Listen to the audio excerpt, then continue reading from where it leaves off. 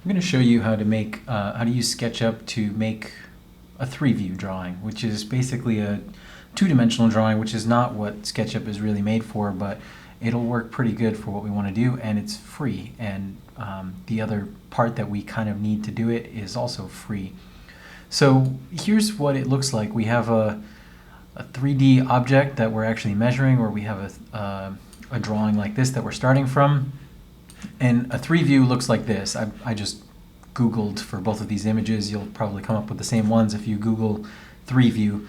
And they all pretty much look the same. There's a front view here, a top view here, and a right view here.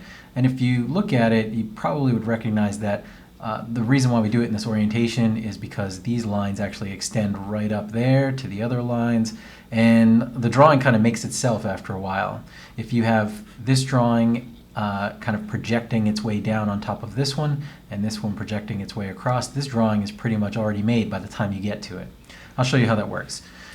In SketchUp, the first thing I would do, I have SketchUp Pro, but I think it would be the same for SketchUp Free. The way I would do it is just, open a new document. I'd probably get rid of this young lady. And then I'd go to Camera, Standard Views, Top. So that'll put me looking down basically on a sheet of paper. And if I choose, well, let's do this. I'm going to move it over so I've got the origin over to my lower left. And what you'll see is immediately we can notice that the blue axis, which normally goes straight up to the sky and down to the ground, is showing up in perspective. So that's a problem. I can choose instead parallel projection, and now it's pointing straight up at me. So this is really like using SketchUp for 2D. I'm just looking down on a sheet of paper at this point. I can go to Window and hit Styles, edit the current style, and change the background if I wanted to white. So now it really looks like I'm looking at paper. I don't need a sky either. Okay, so the next thing to do is start drawing. I'm going to, let's see if I have it open here. No, I'm going to just open a model that I have here. Let's go with this. This is the model I'm working from, so let's pretend I have an actual object in my hand that looks like this. Which side is the front is maybe you could say is kind of arbitrary. Usually it's the side with the most detail, I think. But we're basically, we're going to assume that, hold on, got myself in a weird position. There we go. I'm going to make this the front. And you can see there's a hole going through the top. So those are really all the features that I need to see. The whole point of a 3-view, drawing a 3-view, is so that in one drawing, this drawing, we could hand this over to a machinist, or we could show someone who's going to help us figure out how to make this thing, and this drawing would have everything we need. This one, maybe not so much, because we can't really see what's happening on the other side. We don't know if maybe there's a hole coming through the other side of this piece that doesn't actually make its way all the way through. We'd never know. With the 3-view, we can find all that information. So with this 3D model, I can also find all the information, but what we want is just a paper drawing, basically. So I'm going to start over here in my blank screen. I'm going to start drawing this thing. I'm just going to do this quickly. I'll say this is probably 4 inches in height. Obviously at a weird scale, so I'll kind of move it over. And I think it's 4 inches going across. It's a cube, basically. So 4 inches down, 4 inches over. Now, I'm not interested in having faces at all, so I'm going to click on this face and just hit delete. I'm only interested in the edges. This is just like I was drawing if I was drawing on paper. So that's what the front looks like. I think maybe this, and I can use guides at any time to make this a little bit easier. I think this that notch is probably ½ an inch over, and it probably goes up about 1 inch, and it's probably ½ an inch in width. I wouldn't be guessing at these things. Obviously, I'd be measuring the actual object. And then over here, this notch seems to go like this. And I think the easiest way to make that happen is, again, to use construction lines and say this should be 45 degrees over. So at this point, I can just start filling in all of the parts of the model. just based on the construction lines.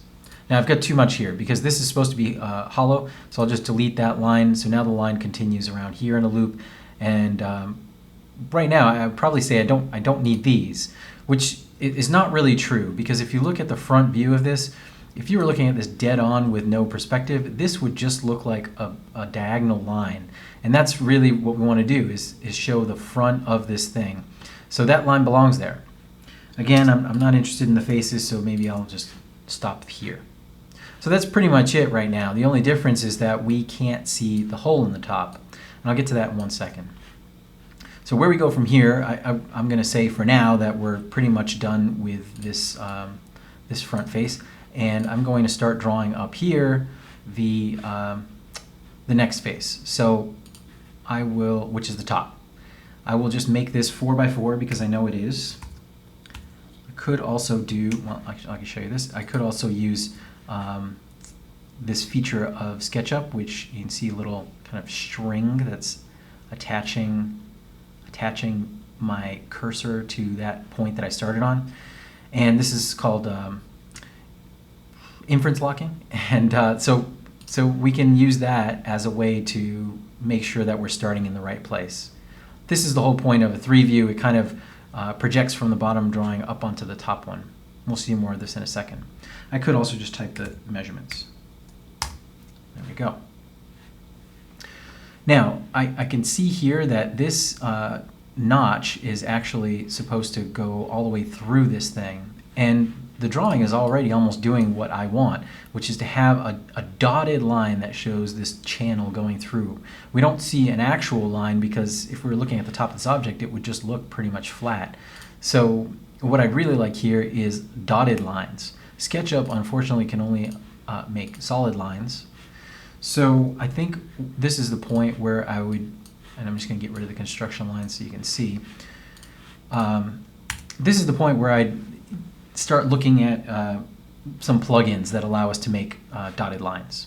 So let me go ahead and show you a plugin that does that. You can go to sketchuptips.blogspot.com, and this guy Jim has a bunch of plugins. If we scroll down a bit, we can see somewhere in here he's got a link to my SketchUp plugins. And there are a bunch of great ones here, but this one is the one we're interested in, construction line tool. There's a bunch of ways you could do this, but what I found is this is the easiest. So once we install this plugin, we'll see that we have an extra drawing tool, basically, one that allows us to make dotted lines. And that's going to be good enough for what we need to do right now. The way that we install plugins is pretty simple. I'll show you right now. Here is the download link. I'll download his plugin. Okay, there it goes. And I will take a look at it in the Finder. I actually downloaded it twice, but you'll end up with a zip file like this. And when you double click on it, it should open into a folder. If we look inside this folder, it contains 2 things. Both of those things need to go in our SketchUp plugins folder. Now, how do you find that? Well, you'd open your home folder, and you may see a library folder here. If you're on Mountain Lion like I am, you won't be able to see libraries. It's hidden. So the trick is you go to the Go menu, hold down the Option key, and Library appears. Once you're in the library folder, you go to Application Support, and you find Google SketchUp, and then you click on SketchUp. And you should have a plugins folder here. Mine is empty. You may not even have one. You can make it. Just make sure it's a capital P, there's no dashes, no spaces or anything, and there's an S at the end. Once you have that folder, you can just drag the contents of that zip file right in there. Now, I'm going to have to save this because a plugin won't show up in SketchUp until we restart SketchUp. So let's do that.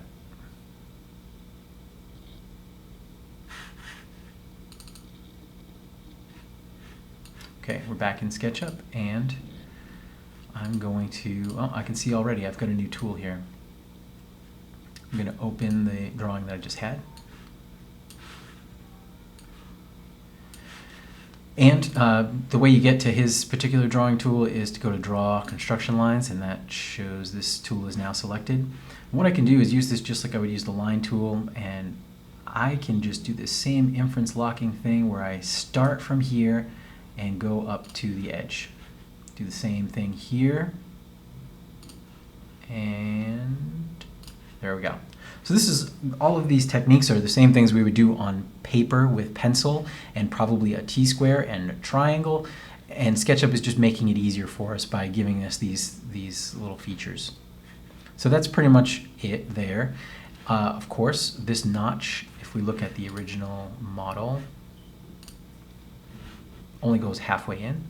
So how do I draw that? Well, I'd start here, and I'd probably go only to the midpoint. And there we go. So this is showing basically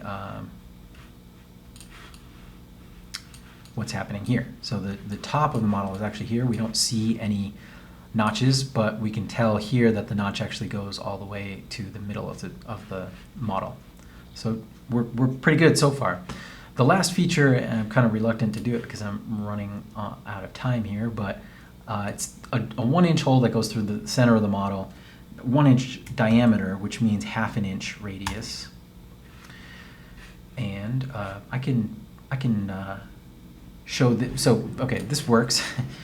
There we go. But now I need to show that hole going through the front face. Even though I can't see it, there is a hole going through, and we know now that we use dotted lines for that. So I'll go back to Jim's tool, and starting from here, I will draw that dotted hole going all the way through. Same here. Okay, I think these two faces are perfect. Now, this is where it gets interesting. We want to draw that last right face, and the way that we can do that is to use this tool to make a construction line that goes 45 degrees off in the distance. I'm going to use a lot of construction lines here because it makes things a lot easier. I will make a construction line for all of the interesting features of this face. I'll include the top of the circle or the hole and the bottom of the hole. I'll also come over here and do the same. Well, what I'll do is extend these lines downward now. So I'm just making verticals that match up all those points. And then the last thing I'll do is make horizontal lines here that match all of the interesting features of the model. Okay, that might be it. So if it's not obvious, it's kind of, oh, I have one more. There we go. If it's not obvious, it's kind of already made a ghost of the model. Let's try drawing it. Here's the right side. We know that it's 4 by 4 by 4.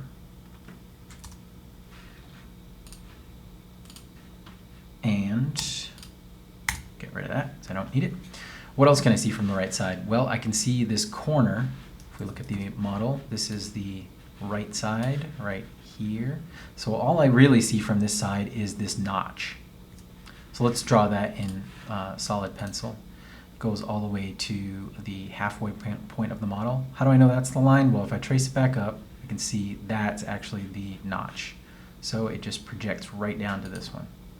There we go. Now we have some dotted lines to deal with. This is a little bit of a, it's kind of an interesting model because there are some overlapping lines. So there should be actually a line that goes all the way, a dotted line that goes all the way over here.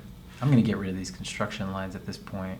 There's some confusion when you're drawing dotted lines with Jim's plugin and when you have actual construction lines because they look the same. But what I'll do is I'll draw this circle, the hole that goes through the whole thing. Draw that. And I'll actually draw the rectangular notch that goes through the whole thing. Those are dotted lines. So now I'll go through and just start wiping out all of my construction lines and see what I'm left with. Okay, there we go. Believe it or not, this is all the information we would need, really.